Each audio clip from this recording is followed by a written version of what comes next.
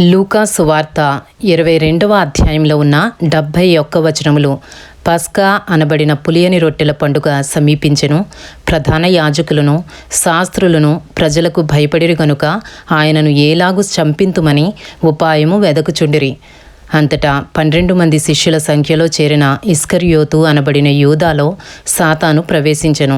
గనుక వాడు వెళ్ళి ఆయనను వారికేలాగూ అప్పగింపవచ్చునో దానిని గూర్చి ప్రధాన యాజకులతోనూ అధిపతులతోనూ మాటలాడెను. అందుకు వారు సంతోషించి వానికి ద్రవ్యమియ్య సమ్మతించిరి.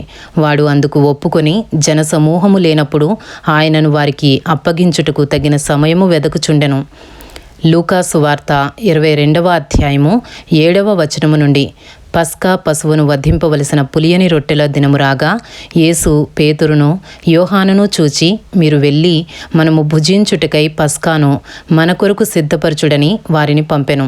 వారు, మేమెక్కడ సిద్ధపరచగోరుచున్నామని ఆయనను అడుగుగా ఆయన, ఇదిగో మీరు పట్టణంలో ప్రవేశించినప్పుడు నీళ్లకుండ మోసుకొని పోవచ్చున్న ఒకడు మీకు ఎదురుగా వచ్చును.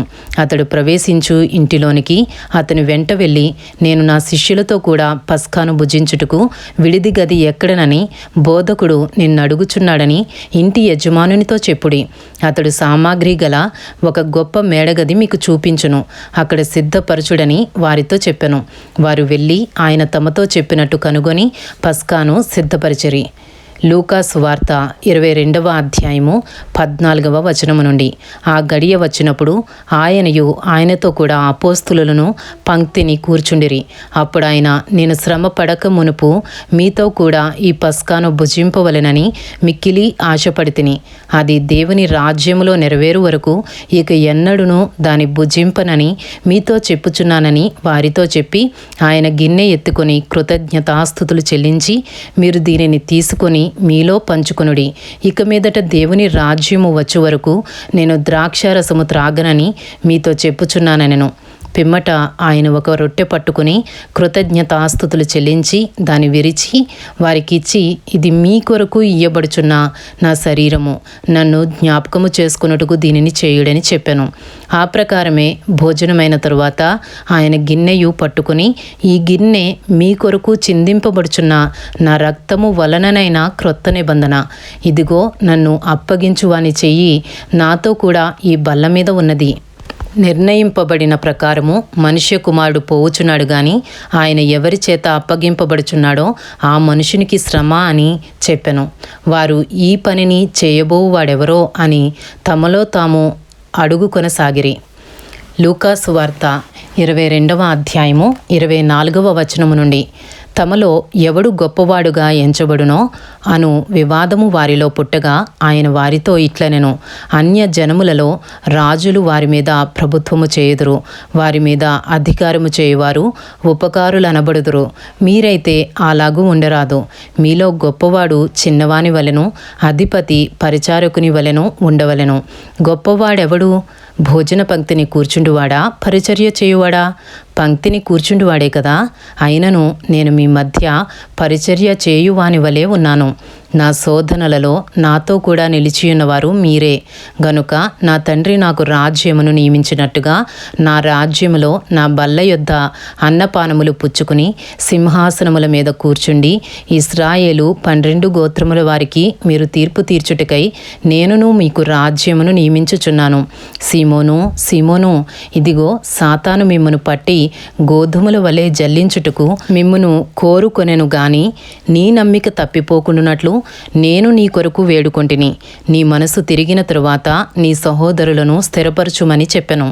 అయితే అతడు, ప్రభువా, నీతో కూడా చెరలోనికిని మరణమునకును వెలుటకు సిద్ధముగా ఉన్నానని ఆయనతో అనగా ఆయన, పేతురు, నీవు నన్నెరుగనని ముమ్మారు చెప్పు వరకు నేడు కోడి కూయదని నీతో చెప్పుచున్నానెను. లూకా సువార్త 22వ అధ్యాయము 35వ వచనము నుండి.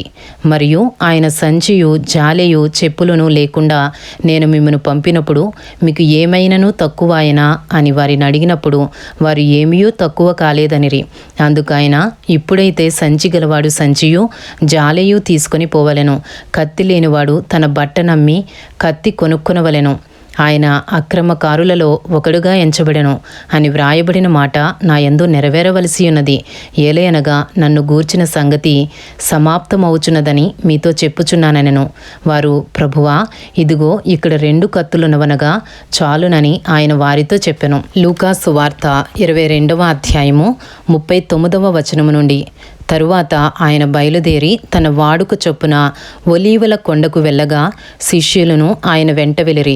ఆ చోటు చేరి ఆయన వారితో, మీరు శోధనలో ప్రవేశించకుండానట్లు ప్రార్థన చేయుడని చెప్పి వారి యొద్ద నుండి రాతి వేత దూరము వెళ్ళి మోకాళ్ళూని, తండ్రి, ఈ గిన్నె నా యొద్ద నుండి తొలగించుటకు నీ చిత్తమైతే తొలగించుము, అయినను నా ఇష్టము కాదు, నీ చిత్తమే సిద్ధించునుగాక అని ప్రార్థించెను. అప్పుడు పరలోకము నుండి ఒక దూత ఆయనకు కనబడి ఆయనను బలపరిచెను. ఆయన వేదన పడి మరింత ఆతురముగా ప్రార్థన చేయగా ఆయన చెమట నేల పడుచున్న గొప్ప రక్త బిందువుల వలె ఆయను. ఆయన ప్రార్థన చాలించి లేచి తన శిష్యుల యొద్దకు వచ్చి వారు దుఃఖము చేత నిద్రించుట చూచి, మీరెందుకు నిద్రించుచున్నారు? శోధనలో ప్రవేశించకుండానట్లు లేచి ప్రార్థన చేయుడని వారితో చెప్పెను. లూకా సువార్త 22వ అధ్యాయము 47వ వచనము నుండి. ఆయన ఇంకనూ మాట్లాడుచుండగా ఇదిగో జనులు గుంపుగా వచ్చిరి. 12 మందిలో యూదా అనబడినవాడు వారికంటే ముందుగా నడిచి యేసును ముద్దు పెట్టుకున్నట్టుకు ఆయన యొద్దకు రాగా, యేసు, యూదా, నీవు ముద్దు పెట్టుకుని మనుష్య కుమారుని అప్పగించుచున్నావా అని వానితో అనగా, ఆయన చుట్టూ ఉన్నవారు జరగబోవు దానిని చూచి, ప్రభువా, కత్తితో నరుకుదుమా అని ఆయనను అడిగిరి. అంతలో వారిలో ఒకడు ప్రధాన యాజకుని దాసుని కొట్టి వాని కుడి చెవి తెగనరికెను. అయితే యేసు ఈ మట్టుకు తాళుడని చెప్పి వాని చెవి ముట్టి బాగు చేసెను. యేసు తన్ను పట్టుకుని వచ్చిన ప్రధాన యాజకులతోనూ దేవాలయపు అధిపతులతోనూ పెద్దలతోనూ, మీరు బందిపోటు దొంగ మీదికి వచ్చినట్టు కత్తులతోనూ గుదియలతోనూ బయలుదేరి వచ్చితిరా? నేను అనుదినము మీ చెంత దేవాలయంలో ఉన్నప్పుడు మీరు నన్ను పట్టుకునలేదు. అయితే ఇది మీ గడియయు అంధకార సంబంధమైన అధికారమును అనెను. లూకా సువార్త 22వ అధ్యాయము 54వ వచనము నుండి.